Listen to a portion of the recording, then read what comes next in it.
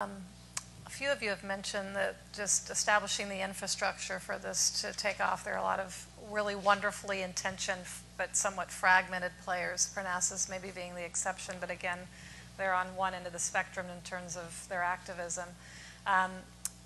With different indices that have been developed, different scorecards, different measurement systems, and I know that this is not unlike what the nonprofit industry is facing around trying to measure impact and philanthropy.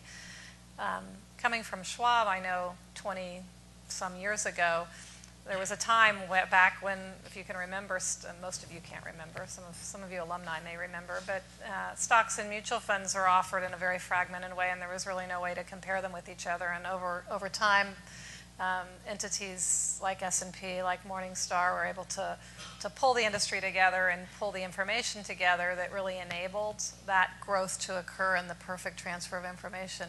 Do you all have any ideas of how this may play out for impact investing? Is it going to be something that needs to leverage existing infrastructure, or is there a possibility that some of these fragmented players can come together and create a common infrastructure going forward?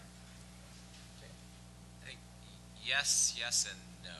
I mean, no. It's so I think, you know, you've heard about some of the barriers today, and I think two that I would just call out that were mentioned, but I would just really reaffirm. I think one, Ron's point of the lack of retail vehicles to go beyond basic public equities and public fixed income is a huge issue.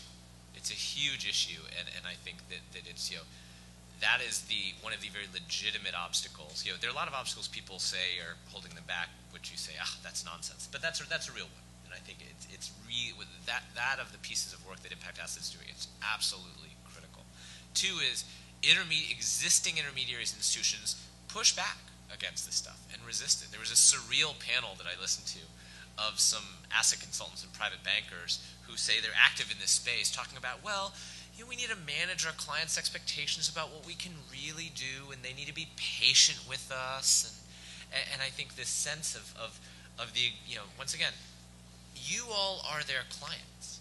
And this idea that they would say, well, just be patient with us, we'll get there. I mean, it's a little bit of a surreal dialogue as the financial services industry tells its clients, no, you know, you don't really want, and I think it's a real issue where I think, once again, it was brought up today, is people need to kind of push. Don't take maybe or don't take eventually for an answer, and I think those are two good things. I think the infrastructure point is a really interesting one. I think the good news is there's a lot of effort, focus, goodwill, and entrepreneurial energy to try to develop infrastructure, and a lot of collaboration amongst the folks involved. I think it is sometimes easy to fall in love with the panacea, that we're just going to create this thing and it will make everything perfect and easy. And I think the real solution is going to be messier. It's going to leverage existing infrastructure. There are going to be some new things that are going to get built. You know, I think between things like the Impact 50 and Impact Base, which the GIN is creating, just to try to take the we don't know what's the market issue off the table and create broader visibility, that gets you part of the way. I mean, I think what we're still seeing there is mainstream advisors don't want to do the work.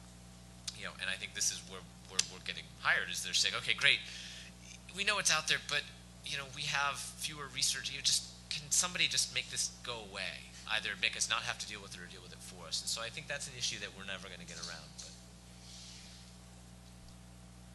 So in my view, the impact space today is facing kind of the same two problems that the hedge fund industry did very early on in its development. One is that it was fragmented, private, and non-transparent. And two is it wasn't very old, meaning that today in the impact investment space, there's a lot of managers that I think are doing really great work, but few of them have done that great work for 7 to 10 years plus. So when investors, or more precisely, when financial advisors legitimately ask about track record, that track record is not nearly as robust as they find in the mutual fund space or other spaces. So that will take time to develop, but there are more firms coming in, there's better information coming out. I think in the perfect world, and we're not there yet, but in my perfect world 5 years from now, the microfinance space would be well enough developed that you could buy and sell and trade bonds of microfinance institutions such that they could be put into a Parnassus fund or other types of debt particularly. And that's not there yet, but it's happening, and it's starting to happen in some of the major banks now where they're actually creating bond desks for these types of instruments. That will go a long way. If we could begin to put impact investments, direct impact investments, into the type of vehicles, mutual funds, exchange-traded funds, that clients are comfortable with and that have the transparency. Again, it's going to take a while to do, but I think we're on that path. Yeah, this is something, again, where go home, check out your portfolio, not only call your advisor or your broker, but call the fund managers. Because what happens is, and call the companies in the portfolio if that the fund managers are handling. Because all of these people, when you interview them, and several of us have had these interviews, they'll say, oh, I don't hear any clients asking for it. So we at least need to make them aware that it's a particular demand. So Ron, answer to your question, Prosper.com, which does for-profit peer-to-peer microfinance, they actually are syndicating some of their microfinance debt as well. So that's starting to emerge, and that's happening on brokerages. They've cleared that with the SEC. So in terms of infrastructure, to answer Kim's question, so Bloomberg, which is the financial computer terminal on most financial people's desks, so that has started adding in things like carbon disclosure project data, so that you can see the greenhouse gas intensity per $1 million of revenue across a wide variety of companies, large cap, small cap, mid cap. So Carbon Disclosure Project's been around for 10 years, so it's got more than 1,000 companies that are reporting. It's still not the 13 to 15,000 of public companies, but it's gathering in steam. So much so they're starting a water disclosure project. And so in another 10 years, we'll have a wide variety of companies doing that. Thomson Reuters has a variety of products that collects this environmental, social, and governance data that also professors at Harvard, like George Serafim, are using to show that companies that focus on solving these problems can generate higher risk-adjusted performance.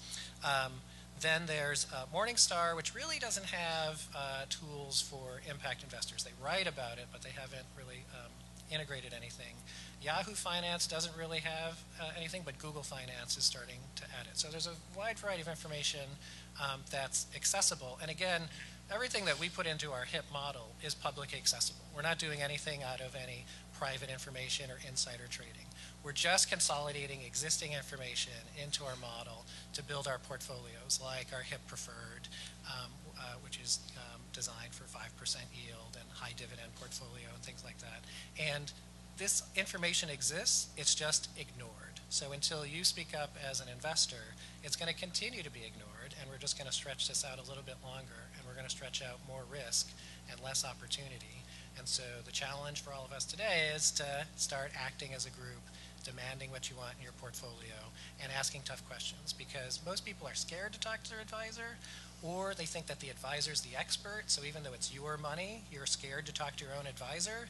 So this is part of human nature. So let's all commit to being high self-esteem about our portfolio, being in control of our portfolio, and start asking tough questions. And then you can decide to just go with it, but at least have the discussion, have the conversation, don't assume, and keep your advisor and portfolio manager accountable.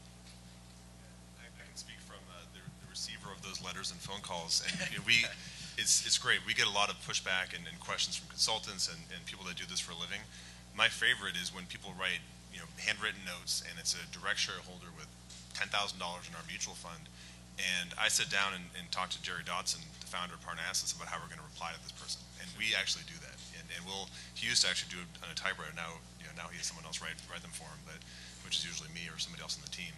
But it's very important for us, and I think as far as consistency and coming to a standard on how to do responsible investment, I think it's a big challenge, because there's so many different flavors, there's so many different emphases. At least I'm speaking in the public kind of responsible investment space. I've been on panels before with people that do responsible investing, but they adhere to, say, for example, Catholic values or Islamic values. And it was a great conversation, great folks. But we saw the world of exclusionary and sort of acceptable completely differently. But this is important. It's an important part of serving clients and serving the market is really being transparent and just being open about what we do. And oftentimes we reply in those letters to direct shareholders that we're not the right fund for you, and that's okay. If they don't agree with our policies on energy investments, for example, then we'll point them somewhere else, and that's it's no harm, no foul. But we just want to make sure that we're fully transparent about it, so people know what they're getting.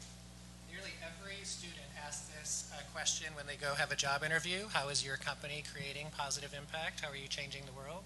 So let's do that with our portfolio. So if you have an S&P 500 index fund, you can call up 500 different companies.